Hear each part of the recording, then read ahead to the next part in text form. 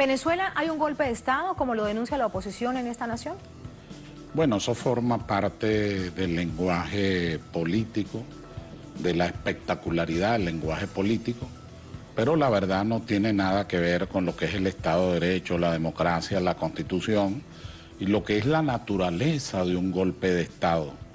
Un golpe de Estado presupone una acción armada, presupone una situación de facto y una ruptura total y absoluta del orden constitucional, que es a lo que se refieren los artículos 20 y 21 de la Carta Democrática Interamericana. En Venezuela hay un Estado de Derecho, hay una democracia, hay un orden constitucional, está vigente la Constitución, hay gobernabilidad democrática y hay participación plural, controvertida, polémica, radical de todos los sectores de la vida de la nación. De tal manera que es un despropósito hablar de golpe de Estado, aunque entiendo que de lo que se trata es de ir posicionando esta idea en la colectividad, en la comunidad interamericana, para ver si se hace posible de alguna forma, quizás piensen ellos, aplicar los artículos 20 y 21 de la Carta Democrática Interamericana en la alianza que tienen con el inefable secretario general de la Organización de Estados Americanos, el señor Almagro. De tal manera que hay una vinculación entre ese tipo de comentarios desmedidos, entre ese despropósito y lo que por otra parte está ocurriendo en el orden continental. Y en el orden jurídico dice el TSJ que se trata de responsabilidades constitucionales, que por eso lo asumen. ¿Esto incluye el suplir funciones de la Asamblea Nacional? ¿Cómo Sí. lo podemos explicar en esta clave latinoamericana? La verdad es que nosotros tomamos, cuando digo nosotros, es porque soy co-redactor de la Constitución. Nosotros tomamos de la Constitución portuguesa, de la Constitución española, de la jurisprudencia del Consejo Constitucional francés, del Tribunal Constitucional italiano, de algunas constituciones latinoamericanas, la idea de la omisión legislativa, frente a la cual, cuando se produce una omisión inconstitucional de cualquier parlamento, entonces necesariamente debe suplirse a través del Poder Judicial en el caso nuestro, tal como lo menciona el artículo 336 de la Constitución. Consagramos la omisión legislativa. Hay un ejemplo que no debe olvidarse. Cuando aquí se utiliza la omisión legislativa por primera vez hace varios años, fue porque la Asamblea Nacional no se pone de acuerdo para designar al Consejo Nacional Electoral.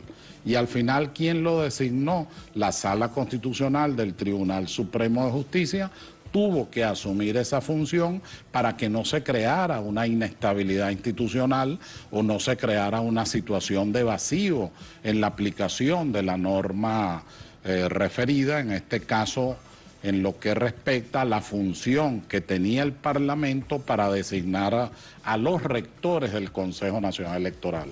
De tal manera que no es un hecho nuevo. Ahora, ¿qué es lo que está diciendo la sentencia? Primero señala, no continúen en el desacato. Mientras estén en el desacato a la Constitución, todos sus actos son nulos, están viciados de nulidad absoluta. Y a propósito de la sentencia, permítame lo interrumpo en este punto, doctor Escarrá, hacen referencia a la ley de hidrocarburos. ¿Qué es lo que sucede? Lo que ocurre es que es un recurso, la segunda sentencia, hay dos, casi simultáneas las dos, pero en este caso, la primera es lo que se llama técnicamente un control innominado de la constitucionalidad, donde le ordenan al presidente que esté atento a cualquier situación de conmoción interna y la relación que podamos tener con la Organización de Estados Americanos. Pero en este caso, al que usted se refiere, es un recurso de interpretación del artículo 33 de la Ley de Hidrocarburos. En ese recurso de interpretación, la Sala Constitucional dice que el Ejecutivo puede crear empresas mixtas siempre que cumpla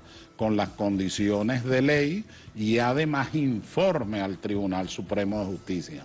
Dice, no debe continuar en esta contumacia la Asamblea Nacional, pero de continuar es obligación del Tribunal Supremo de Justicia salvaguardar la Constitución y entonces asumir, como ocurrió con el Consejo Nacional Electoral, que es el ejemplo que acabo de dar en su origen, asumir las funciones de carácter legislativo. Fíjese que no solo es ese caso, el presidente se vio en la obligación cuando tenía que presentar el informe al país y sus ministros de presentar esos informes ante el Tribunal Supremo de Justicia, porque de lo contrario el propio presidente estaría homologando la violación a la Constitución y desconociendo él mismo las sentencias del Tribunal Supremo de Justicia. Hizo lo correcto, simplemente se dirigió al Tribunal Supremo de Justicia, le preguntó qué hacer y el Tribunal Supremo de Justicia le dijo, presente informe usted y sus ministros ante este despacho, ante esta sede judicial. Usted me ha presentado dos ejemplos, lo cual quiere decir evidentemente que no es un hecho nuevo que se ha registrado en Venezuela. Nuevo. ¿Por qué cree usted entonces que se está manejando mediáticamente y a nivel internacional con en esta medida? Por lo que conversábamos al principio. Un asunto político, no jurídico. No es jurídico. Hay una relación de conexidad con la Carta Democrática Interamericana. Los artículos 20 y 21, como usted sabe, yo fui corredactor de esa carta. Los artículos 20 y 21 señalan, entre otras cosas, que ante una ruptura inconstitucional, es decir, de facto, es decir, un golpe de Estado, puede actuar a través del Consejo Permanente y mediante la convocatoria correspondiente, la Asamblea Extraordinaria de la Organización de Estados Americanos y provocar o tomar la decisión después de los buenos oficios, después de las gestiones diplomáticas, dicen las dos normas, de suspender de toda actividad a ese Estado que hubiera incurrido en violación de los principios, valores, estructura, teleología, finalidad de la democracia, tal como está previsto en la Carta Democrática. Lo entiendo, un paso más a lo sucedido a principio de esta semana al interior de la Organización de Estados Americanos. Yo tengo que decirle con toda responsabilidad que estamos en un mar de mentiras colectivas. El señor Almagro el año pasado dijo dos veces, que estaba activada la Carta Democrática Interamericana. No fue verdad en ninguna de las dos veces. Es un mentiroso. En tercer lugar, y aquí también se produjo una resonancia a esos hechos, advertimos, me acuerdo con un programa aquí en Telesur y en otros medios de comunicación social, eso no es verdad, el secretario general de la OEA está mintiendo, ¿cuáles serán sus intereses? Bueno, vaya usted a saber, pero está mintiendo, así como están mintiendo sectores de la oposición. Ahora se ha dicho que el secretario general presentó un informe que fue aprobado y que además estableció la intervención en Venezuela. La verdad es que el término intervención no existe en la Carta Democrática Interamericana ni puede existir, porque violaría la Carta de Bogotá y violaría la Carta de Nueva York de las Naciones Unidas, entre otros tratados y pactos internacionales. Pero a esto también tendríamos que agregar que se miente sobre los procedimientos. El procedimiento es que el Consejo Permanente o el secretario general de la OEA solicita la presentación de un informe para la apreciación colectiva del Consejo Permanente o de la Asamblea Extraordinaria convocada a esos efectos. Si la apreciación colectiva concluye en que efectivamente hay una violación grave del orden democrático que compromete a la democracia, entonces la consecuencia son los buenos oficios, las gestiones diplomáticas. Si las gestiones diplomáticas son infructuosas, entonces se convoca una sesión extraordinaria y las 2/3 partes de los miembros de la Organización de Estados Americanos tendrían que pronunciarse sobre la suspensión. Ninguno de esos tres hechos ha ocurrido, sino que hay distorsiones, hay mentiras, Algunas por la concepción imperial, otras por la geopolítica del interés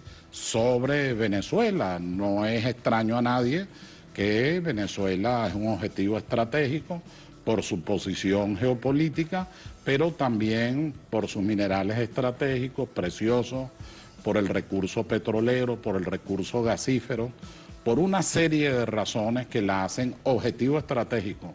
Como estamos viendo hoy, como estamos precisamente revisando en este contexto. Volviendo a la sentencia del Tribunal Supremo de Justicia, hablan también de esto, de la activación de la ingeniería jurídica para proteger al pueblo. ¿Esto qué significa? La activación de la ingeniería jurídica.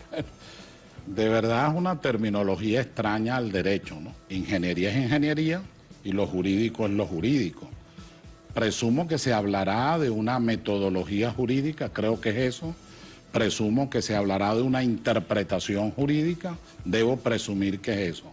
En ambos casos las sentencias son sumamente claras. Estas son sentencias de Estado, sentencias constitucionales, y quien las emite es el órgano legítimamente competente, que es la Constitución, la nueva Constitución de Venezuela. Al organizar la jurisdicción constitucional, creó una sala constitucional con la idea de que fuera el que ejerciera la tuición, la tutela, el cuidado de la Constitución y se convirtiera en un custodio de la constitucionalidad. Doctor Ezcarrá, ¿qué camino viene para Venezuela? De la manera más positiva, también apegado a lo jurídico, se lo quiero preguntar. Es decir, para ser más claros, ¿cómo la Asamblea Nacional acabaría este desacato? ¿Qué pasos habrían que seguir? Le comento, ya le hablo como ciudadano, que le duele su país, que se preocupa por su país y que obviamente tiene muchas inquietudes sobre el momento que estamos viviendo. No como jurista, no como profesor de Derecho Constitucional, no como constituyente. No hay otro camino que el diálogo. La verdad es que podemos hablar de procedimientos, de reposición de las situaciones al Estado, de elegir una nueva junta directiva una vez que se corrigió el desacato y de empezar un nuevo tiempo en el marco de la Constitución. Pero es necesario el diálogo, es necesario hablar, es necesario ser un poco más civilizado, es necesario entender que el pueblo de Venezuela, la nación venezolana, la patria venezolana, está por encima de cualquier bandería grupal o bandería individual. Y yo le agrego al tema del diálogo para la paz en Venezuela la humildad. A veces creemos que somos el ombligo de Venezuela, a veces hasta el ombligo del mundo. Tenemos una concepción entrópica de la realidad política. Y yo aconsejaría leer las 10 observaciones que le hizo Don Quijote a Sancho. La primera, sobre todo, en esa maravillosa obra que es Don Quijote de la Mancha. Él le dice a Sancho, cuando lo nombran gobernador de la ínsula, le dice: Sancho, préciate de ser quien eres, pero sobre todo ten temor de Dios, porque a los ojos de Dios es preferible un humilde virtuoso que un pecador soberbio. Entonces hay que apartar la soberbia, ir con humildad al diálogo, entender que el diálogo debe ser en el marco de la Constitución y que el diálogo no es para beneficiar a un grupo, a un sector, a un partido, a la oposición, al gobierno, a una individualidad, sino al pueblo de Venezuela, a la patria venezolana, que no debería estar saherida con este comportamiento tan lamentable de su élite política y particularmente de esos sectores radicales, sectarios de la oposición. El país pide diálogo, el país pide encuentro, el país pide reconocimiento. Usted me ha dicho dos cosas entonces con respecto a la pregunta que yo le hacía, así también lo interpreto.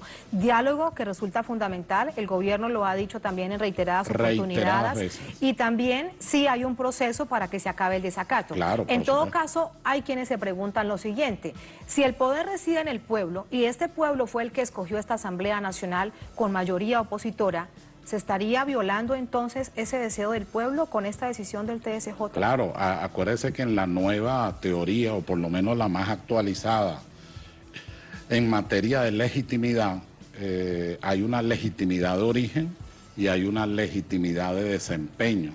Usted pudiera ser elegido legítimamente, de acuerdo a las bases de expresión de la voluntad popular, pero resulta que nos podemos encontrar que en el desempeño de la función se traiciona esos cometidos, esos principios, esos anhelos, esas esperanzas, esas ilusiones, en este caso del pueblo de Venezuela.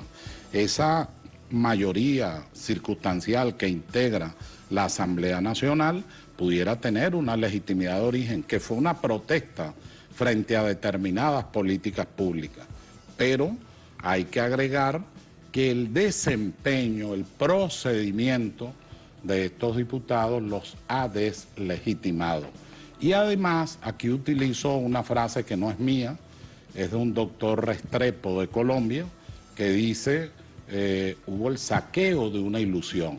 Están saqueando la esperanza, la ilusión que se puso en la Venezuela plural, en la que dice la Constitución al artículo 2, el pluralismo político termina el artículo 2.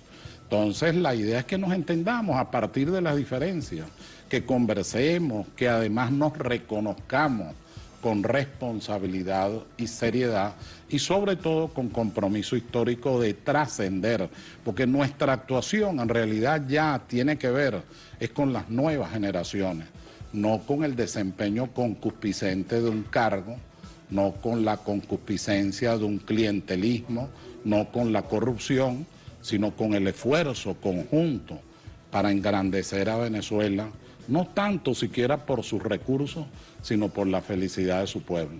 Por todos los que habitan, venezolanos y no venezolanos, Así en esta es. nación. Gracias a Dios, Venezuela tiene extraordinarios extranjeros que con nosotros, codo a codo, brazo a brazo, les duele a veces. Yo he escuchado expresiones y testimonios de extranjeros que les duele y quieren más a Venezuela que muchos de esos venezolanos que están pidiendo una intervención militar en nuestro Doctor Ezquerra, país. para despedirlo me queda una última interrogante, sin duda será parte también de esa explicación de manera catedrática, como usted nos lo está dando aquí en el Noticia, porque ante la mediática internacional, el máximo tribunal pareciese que queda subordinado al gobierno y pareciese también que lo que hay es un Estado parlamentario que se le están cerrando todas las puertas. La verdad es, en primer lugar, que Venezuela, desde 1811, cuando se funda la República hasta hoy, tiene un sistema presidencialista, un poco influido por el modelo norteamericano y por la Revolución norteamericana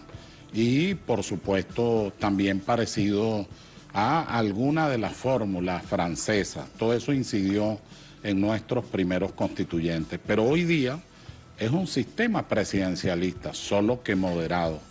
En consecuencia, no hay un Estado parlamentario, a tal punto que cuando la Constitución define al presidente de la República dice jefe del Estado. No está diciendo que el Parlamento dirige al Estado, ni siquiera el Poder Ciudadano, ni siquiera el Poder Judicial. Ahora, en cuanto a la subordinación, la verdad es que es todo lo contrario. En las dos sentencias últimas lo podemos ver. Al presidente le dan órdenes, y lo dice así expresamente, se le ordena, señor presidente de la República, de manera clara y categórica. ¿Por qué? Porque es un Estado de Derecho. El mejor ejemplo lo acabamos de ver con el señor Trump de lo que es un Estado de Derecho, con mucha claridad. Todo lo que hizo, los dos actos de gobierno, mediante el cual quería hacer una selección discriminatoria de ciudadanos de países que no debían entrar a los Estados Unidos, fueron suspendidos.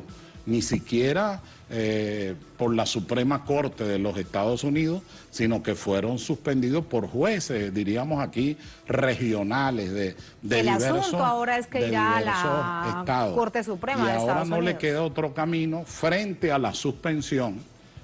Hay que reconocer, a mí no me gusta mucho él, pero hay que reconocerle, él acató, como es lo correcto, él acató pues la suspensión y sigue el camino que también es correcto, ir entonces a la Suprema Corte de los Estados Unidos a resolver esa controversia. Eso demuestra que nuestros países, aún los presidencialistas, son los que están subordinados al Poder Judicial. ¿Por qué?